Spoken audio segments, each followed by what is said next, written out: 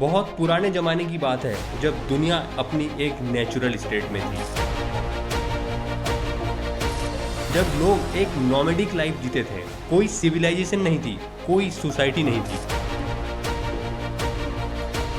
लेकिन फिर एक ऐसे व्यक्ति का जन्म हुआ जिन्होंने मानवता को नया ज्ञान और नए जीवन का तरीका सिखाया। तो ये थे भगवान ऋषभंता, जो पहले तीर्थंकरा थे। तो दोस्तों, इस वीडियो में हम जैन के रिलीजन को कंप्लीट अच्छे से समझेंगे और वीडियो के आखिरी में एक सिमिलैरिटीज और एक डिफरेंस वाला चैप्टर भी देखेंगे कि हिंदुइज्म, क्रिश्चियनिटी और जैनिज्म इन कल्चर में और इस्लाम में क्या डिफरेंसेस हैं और क्या सिमिलैरिटीज हैं। तो जो इस इटर्नल पाथ के जो पहले तीर्थंकरा थे वो थे ऋषभंता, जिनको आदिनाथ भी कहा जाता था, जिन्होंने सबसे पहले मानवता को सिविलाइज किया। और आखिरी जो तीर्थंकरा थे वो थे महावीरा, जिन्होंने जैन धर्म को फुली ऑर्गेनाइज बनाया। तो चलो आगे बढ़ते हैं। सबसे पहले बात करते हैं ऋषभंता की। तो देखो, ऋषभंता का जो जन्म है वो एक रॉयल फैमिली में हुआ था। उनके पिता का नाम नभी राजा था और उसकी माँ का नाम मरु देवी था। तो जब उनका जन्म हुआ था, देवी मरु देवी को एक सपना आया था रात में एक ऋषभ का। ऋषभ का मतलब होता है बुल, मतलब एक नंदी, और ये बहुत ही ज्यादा शुभ माना जाता है। तो इसी की वजह से उनका नाम ऋषभंता रखा गया था। तो देखो, जैसे जैसे ऋषभंता बड़े हुए, उन्होंने एक चीज नोटिस की कि जो मनुष्य है वो बिना किसी डायरेक्शन के बस जिए जा रहा है। कोई ऑर्गेनाइज सोसाइटी नहीं है, कोई सिविलाइजेशन नहीं है। लोग जंगल में रहते हैं, पेड़, फल, कंद, मूंद खाते हैं और किसी भी सिस्टम का पार्ट भी नहीं है जिनसे उनकी आइडेंटिटी डेवलप हो। तो देखो, ऋषभंता ने कुछ तरीके सिखाए लोगों को उस टाइम, जो 4 इंपॉर्टेंट प्रिंसिपल्स दिए। तो पहला था एग्रीकल्चर का ज्ञान। उन्होंने लोगों को खेती करना सिखाया ताकि लोग सिर्फ जंगल पर डिपेंडेंट ना रहे। दूसरी चीज, बिजनेस और ट्रेड का विकास सिखाया उन्होंने। सोशल डिवीजन ऑफ लेबर का कंसेप्ट दिया, और जिसमें लोग अलग अलग काम कर सके और सोसाइटी स्मूथली चल सके। तीसरी चीज सिखाई उन्होंने फैमिली और सोसाइटी का सिस्टम। तो उन्होंने लोगों को सांसारिक जीवन का कंसेप्ट दिया, जिसमें व्यक्ति एक फैमिली बनाए और मिलकर सोसाइटी का निर्माण करे। चौथी चीज उन्होंने सिखाई थी इथिक्स और मोरालिटी। तो ऋषभंता ने सिखाया कि इंसानी जीवन सिर्फ खाना पीना और जीने तक सीमित नहीं है, बल्कि एक हायर पर्पस भी है जो आत्मा को शुद्धि देती है। तो जब उनका राज्य पूरी तरीके से फ्लोरिश कर गया, तब ऋषभंता ने रियलाइज किया कि जो ट्रू हैप्पीनेस है वो मटेरियल पोजीशंस में नहीं है, मतलब जो चीजें हमें भा जाती है, जो फिजिकल चीजें है उसमें नहीं है, बल्कि इनर पीस और स्पिरिचुअलाइजेशन में है। तो उन्होंने उसी टाइम अपना राजपाट छोड़ दिया और महल से निकल पड़े। सेम जैसे बुद्धिज्म वाले वीडियो में मैंने आपको बताया था कि हाउ बुद्धिज्म स्टार्टेड। अगर आपको वो वीडियो देखना है तो यहाँ पे क्लिक करके आप देख सकते हो इस वीडियो के बाद में। तो चलो टॉपिक पे वापस आते हैं। तो देखो, बहुत सालों तक उन्होंने ज्ञान और मेडिटेशन की प्रैक्टिस की और फाइनली सुप्रीम नॉलेज प्राप्त किया। और उसके बाद उन्होंने लोगों को जैन धर्म का असली मकसद समझाया। और इस मार्ग में था अहिंसा, सत्य, असत्य, ब्रह्मचार्य और अपरिग्रह का पाठ। और उनके 2 पुत्र भी थे, भारत और बाहुबली। तो जो भारत जो पुत्र था, भारत चक्रवर्ती ने पूरे भारतवंश मतलब इंडिया का साम्राज्य स्थापित किया, और इसी वजह से उनका भारत देश का नाम उन्हीं के नाम पर रखा गया है। तो जो भारत हम बोलते हैं ना, जैन धर्म के जो भारत चक्रवर्ती थे, इन्हीं के नाम पे भारत रखा गया। और बाहुबली ने एक अलग पाथ चूज किया और स्पिरिचुअल लाइफ को अपनाया। तो ये जो कंप्लीट था, ये था 3000 से 2000 BC के आसपास का समय। अब आता है 2000 से 600 BC के आसपास का समय। तो ऋषभंता के बाद, जैसे ऋषभंता पहले तीर्थंकरा थे, उनके बाद 23 तीर्थंकरा और आए, और उसमें से जो इम्पोर्टेंट तीर्थंकरा थे वो 2 थे जो जैन धर्म को सबसे ज्यादा रिस्टोर करते हैं। उसमें पहले थे परसवनथा। उन्होंने अहिंसा, सत्य, असत्य और अपरिग्रह के 4 फंडामेंटल रूल दिए। और दूसरे थे महावीरा। उन्होंने एक 5th प्रिंसिपल दिया, ब्रह्मचार्य, उनको ऐड किया और जैनिज्म को फुली ऑर्गेनाइज किया। तीर्थंकरा की जो इंपॉर्टेंस है ना, तो जैनिज्म के हिसाब से जो तीर्थंकरा होते हैं वो भगवान नहीं होते, बल्कि एक आइडियल होते हैं, मतलब आइडियल स्पिरिचुअल स्टेट का एग्जाम्पल होते हैं। ये वो होते हैं जो अल्टीमेट इनलाइटमेंट प्राप्त कर चुके होते हैं और दूसरों को भी मोक्ष का पाथ दिखाते हैं। तो ये थी ऋषभंता की कहानी। अब हम बढ़ते हैं महावीरा की कहानी, जो सबसे इंपॉर्टेंट तीर्थंकरा थे जैन धर्म के और आखिरी तीर्थंकरा थे। तो ये समय था उस टाइम 600 BC से 527 BC के आसपास का। उनकी जीवन की कहानी एक ऐसी है जो संघर्ष, त्याग और इनलाइटमेंट का संदेश देती है। तो महावीरा सिर्फ एक रिलीजियस लीडर नहीं है, बल्कि एक रिवोल्यूशनरी थिंकर भी थे, जिन्होंने पूरी दुनिया को एक फिलोसॉफी दी। तो महावीर का असली नाम वर्धमान था, जिनका जन्म सतरी कुल में हुआ था। तो उनकी जो कहानी है, राजा से सन्यासी और फिर तीर्थंकरा बनने तक की जर्नी को ही दर्शाती है। तो महावीर का जन्म भी एक बहुत ही ज्यादा शुभ घड़ी में हुआ था, इसलिए लोगों ने उसी टाइम प्रेडिक्ट कर लिया था कि ये आगे चल के एक बहुत बड़े महान व्यक्ति बनेंगे। इसीलिए उनका नाम वर्धमान रखा गया, जिसका मतलब होता था कि हमेशा बढ़ते रहो, हमेशा प्रगति करते रहो। तो बचपन से ही जो महावीरा थे ना, तेज बुद्धि वाले थे और धर्म में रुचि रखने वाले थे और उनको भय से कोई भी डर नहीं लगता था। इसी वजह से उनका नाम महावीर रखा गया। लेकिन उनका जीवन सिर्फ राजकोष भोगने के तक सीमित नहीं था, उन्हें जीवन का सत्य समझना था। तो महावीर को बचपन से ही लग्जरी आइटम्स में कोई भी इंटरेस्ट नहीं था। वो बचपन से ही ज्ञान और मोक्ष की तलाश में थे। तो जब उनके माता पिता का देहांत हुआ तब उन्होंने सब कुछ त्याग करने का निर्णय लिया और 25 वर्ष की उम्र में महावीर ने राज्य और गृहस्थी जीवन छोड़ दिया। एक राजकुमार जो सब कुछ त्याग कर एक तपस्वी बन गया, ये कहानी किसी भी युग में प्रेरित करने वाली है। अब देखो, महावीर ने 12 वर्ष तक कठिन तपस्या की। उन्होंने अकेले जंगल में रहना पसंद किया, वो भी बिना किसी के मदद के। तो इन्होंने भी जो तपस्या इन्होंने की ना, इनके 4 टोटल फंडामेंटल्स दिए इन्होंने। फर्स्ट चीज है मौन, मतलब साइलेंस। दूसरी चीज है अहिंसा, मतलब नॉन वायलेंस। उन्होंने एक भी जीव को तकलीफ नहीं दी, चाहे कितना भी कठिन समय क्यों ना हो। तीसरा चीज है उपवास, फास्टिंग। चौथी चीज है ध्यान, मतलब मेडिटेशन। उनका मन बिल्कुल एकाग्र था और वो इनर ट्रूथ की खोज में थे। तो ये 12 साल उनके लिए महासंघर्ष थे। तो 30 वर्ष तक आते आते महावीर सिर्फ ना ही ज्ञान प्राप्त कर चुके थे, बल्कि उनकी टीचिंग्स में वो सफल भी हुए थे। ये एक ऐसी अवस्था थी जिसमें पूरी यूनिवर्स का सत्य उनके सामने था और इस ज्ञान को प्राप्त करने के बाद वे भगवान महावीर बन गए, एक ऐसे गुरु जो सबको मोक्ष का पाथ दिखा सके। तो महावीर ने देखा कि जो लोग हैं वो दुख भरी जिंदगी जी रहे हैं, सिर्फ मोह और माया के चक्कर में फंस गए हैं। उन्होंने एक नया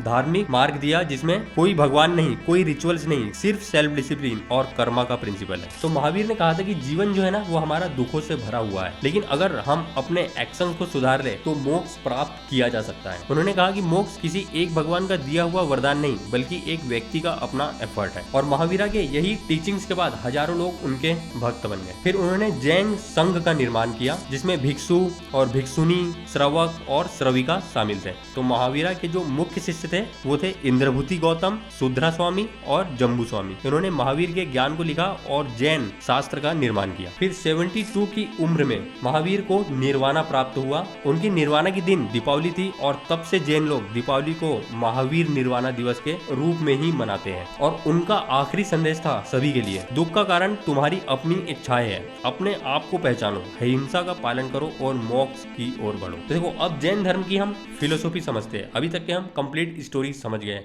कि जैन धर्म कैसे हुआ और क्या क्या प्रिंसिपल लेके आया है। तो देखो, जैन धर्म की फिलोसॉफी एक रिलीजन नहीं बल्कि एक साइंटिफिक और लॉजिकल अप्रोच है जीवन को समझने का। तो ये जो धर्म है किसी एक भगवान को वर्शिप करने की जगह सेल्फ रियलाइजेशन, कर्मा और इथिकल लिविंग को इंपॉर्टेंस देता है। जैन फिलोसॉफी के देखो 3 मुख्य पिलर्स है। एक अनेकंतावादा, मतलब रियलिटी का मल्टी पर्सपेक्टिव व्यू। दूसरा चीज है सयादावादा, मतलब कंडीशनल ट्रूथ का कंसेप्ट। तीसरी चीज है रत्नत्रया, मतलब 3 जेवल्स, मोक्ष का पाथ। अब देखो, इन तीनों चीज बहुत ही ज्यादा इंटरेस्टिंग है। मैं आपको एक स्टोरी में समझाता हूँ, आप बिल्कुल बोर नहीं होगे, आपको बहुत अच्छा लगेगा सुन के, तो आप बस बने रहिए। देखो, फर्स्ट चीज जो है ना वो अनेकंदावादा है, मतलब रियलिटी के लिए पहले होता है। तो अनेकंदावादा का मतलब यह है कि हर चीज को एक से ज्यादा एंगल से देखी जा सकती है। अब इसमें एक एग्जाम्पल के जरिए मैं आपको समझाता हूँ। एक हाथी को एक अंधे व्यक्ति के सामने रखा गया। अब एक अंधा उसकी सूंड पकड़ता है और कहता है कि हाथी एक सांप जैसा है। दूसरा उसके पैर को छूता है और कहता है कि हाथी एक पिल्लर के जैसा है। और तीसरा उसके कान को छूता है और कहता है कि हाथी एक पंखे जैसा है। तो देखो, हर व्यक्ति की यहाँ पे एक अपनी एक लिमिटेड अंडरस्टैंडिंग है और उसी के बेस पे वो बता रहा है, जैसा उसको सही लग रहा है, वो जिस एंगल से देख रहा है। लेकिन हाथी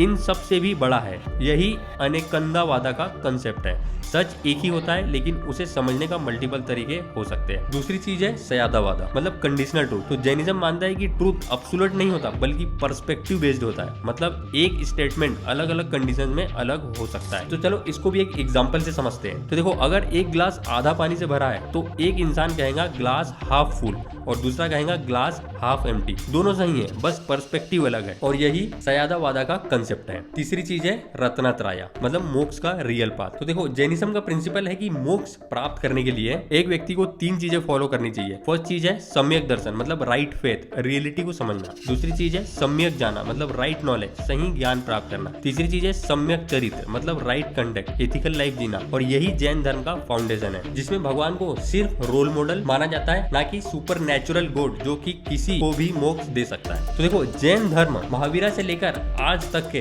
कई चेंजेस से गुजर चुका है। एक इंपॉर्टेंट इवेंट था जैन कम्युनिटी का, दो मेजर सेक्ट दिगंबरा और श्वेतंबर, ये दो चीज में जैन डिवाइड हो गया था। अब इसमें डिफरेंस क्या है तो चलो इसको समझते हैं। तो देखो, दिगंबरा मतलब होता है स्काई क्लेड मॉन्क्स। ये सेक्ट माना जाता है कि एक सन्यासी को सब कुछ त्याग देना चाहिए इंक्लूडिंग कपड़े भी, और इनके मॉन्क्स बिल्कुल नंगे रहते हैं क्योंकि ये नॉन अटैचमेंट के एक्सट्रीम फॉर्म माने जाते हैं। और इनका कहना है कि महावीर भी बिना कपड़ों के रहे हैं, तो इसलिए उनका असली पाथ यही है, मतलब वो दिगंबरा को मानेंगे। अब दूसरे जो कैटेगरी में आते थे वो थे श्वेतंबरा, ये बोलते थे व्हाइट क्लेड मॉन्क्स। तो ये लोग मानते हैं कि कपड़े पहनने से स्पिरिचुअल प्रोग्रेस पर कोई असर नहीं पड़ता, इसलिए ये सफेद वस्त्र पहनते हैं। और इनके हिसाब से महावीर ने भी अपनी लाइफ के कुछ समय तक कपड़े पहने थे, इसलिए कपड़े पहनना अलाउड है। अब देखो, जैन धर्म का जो इन्फ्लुएंस है वो इंडियन सोसाइटी पर कैसे पड़ा, मतलब ये समझ लो ये 1st सेंचुरी से 10th सेंचुरी के बीच में मैं बताता हूँ। तो देखो, जैन धर्म सिर्फ एक रिलीजियस फिलोसफी नहीं बल्कि एक प्रैक्टिकल लाइफस्टाइल भी है जिसका डीप इंपैक्ट इंडियन सोसाइटी और कल्चर पर पड़ा है। पहला चीज था अहिंसा और गांधी जी। तो महात्मा गांधी ने जैन अहिंसा से इंस्पायर होकर ही सत्याग्रह का कंसेप्ट डेवलप किया था, और गांधी जी ने यह भी कहा था कि जैनिज्म ने मुझे सिखाया कि अहिंसा सिर्फ एक फिलोसफी नहीं बल्कि एक जीने का तरीका है। दूसरा था जैन बिजनेस इथिक्स। देखो, जैन वर्ल्ड के मोस्ट सक्सेसफुल बिजनेसमैन है। ये लोग बैंकिंग, डायमंड इंडस्ट्री और ट्रेड में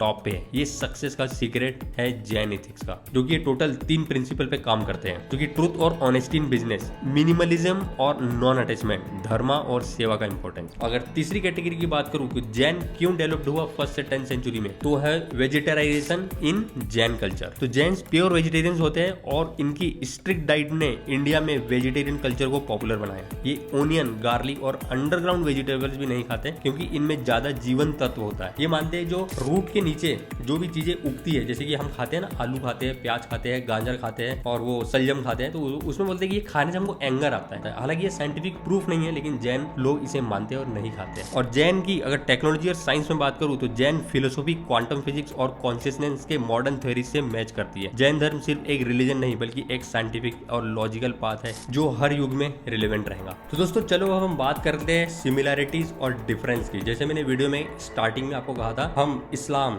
हिंदुइज्म और क्रिश्चियनिटी और जैनिज्म में एक सिमिलैरिटीज और एक डिफरेंस देखेंगे कि क्या क्या है। तो देखो, सभी धर्म हमें ट्रूथ, कंपैशन, मॉरलिटी और लव का ही संदेश देते हैं, लेकिन जैनिज्म स्पेसिफिकली अहिंसा मतलब non violence, truth, non stealing, self control और नॉन अटैचमेंट पे जोर देता है। अगर हिंदुइज्म की बात करूं तो धर्म, कर्म, मोक्ष और सत्य का संदेश देता है। और अगर इस्लाम की बात करूं तो ईमान मतलब फेथ, प्रेयर्स, चैरिटी और काइंडनेस की बात करता है। और अगर क्रिश्चियनिटी की बात करूं तो लव, फॉरगिवनेस, ट्रूथ और ह्यूमैनिटी की बात करता है। ये वो 4 धर्म की मोरल वैल्यूज है। अब दूसरे नंबर बात करते हैं कर्मा और पुनर्जन्म मतलब रीबर्थ का कंसेप्ट इन चारों रिलीजन में क्या है। देखो, जैनिज्म और हिंदुइज्म दोनों कर्मा और पुनर्जन्म को मानते हैं। इस्लाम और क्रिश्चियनिटी में सिर्फ एक जीवन का कंसेप्ट है और आखिरी दिन मतलब डे ऑफ जजमेंट के बाद स्वर्ग या नर्क का विश्वास है। अगर स्पिरिचुअल डेवलपमेंट की अगर बात करूं इन चारों धर्म में, तो जैनिज्म और हिंदुइज्म मोक्ष मतलब लिबरेशन पर फोकस करता है, जबकि इस्लाम और क्रिश्चियनिटी में भक्ति मतलब डिवोशन और स्वर्ग प्राप्ति पर ध्यान दिया जाता है। तो ये तो थी सिमिलरिटीज। अब बात करते हैं डिफरेंस की। तो गॉड वर्सेस नो गॉड का अगर कंसेप्ट अगर देखें इन चारों रिलीजन में, देखो, जैनिज्म एक एथिस्टिक धर्म है। ये कहता है कि भगवान नहीं होता है जो दुनिया चलाता है, सिर्फ कर्मा का नियम ही चलता है। तो देखो, हिंदुइज्म में एक सुप्रीम गॉड है, लेकिन बहुत सारे गॉड की भी पूजा की जाती है, मतलब गॉड को मानते हैं। हिंदुइज्म मूर्ति पूजा अलाउड है, लेकिन इस्लाम और क्रिश्चियनिटी सिर्फ एक ईश्वर को मानते हैं जो सब कुछ चलाता है। अगर अहिंसा का महत्व समझाऊं इन चारों रिलीजन में, मतलब non violence versus war ethics, तो देखो, जैनिज्म में पूरी तरह से अहिंसा मतलब नॉन वायलेंस का पालन होता है। जैन लोग हवा में भी जीव ना मर जाए इसलिए मास्क पहनते हैं। और हिंदुइज्म में भी अहिंसा इंपॉर्टेंट है, लेकिन वॉर और सेल्फ डिफेंस अलाउड है। इस्लाम और क्रिश्चियनिटी में जिहाद या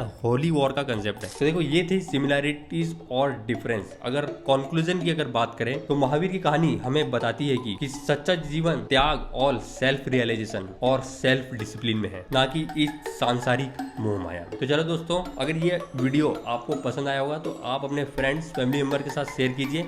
और ऐसे ही अगर इन्फोटेनमेंट वीडियोस अगर आप देखना चाहते हो तो मुझे सब्सक्राइब करके मेरे चैनल में जाके बाकी वीडियोस भी देख सकते हैं, जैसे मैंने ऐसे ही कुछ टॉपिक्स पे वीडियोस बना के रखे हैं। तो चलो दोस्तों, मिलता हूँ नेक्स्ट वीडियो।